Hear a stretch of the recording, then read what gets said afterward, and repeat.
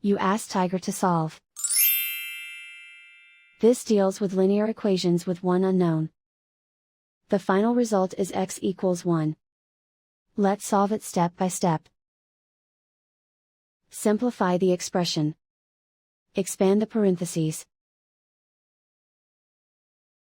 Multiply the coefficients. Simplify the arithmetic. Group like terms. Combine like terms. Group all constants on the right side of the equation. Subtract 11 from both sides. Simplify the arithmetic.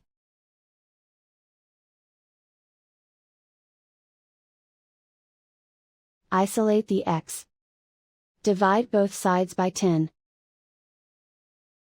Simplify the fraction.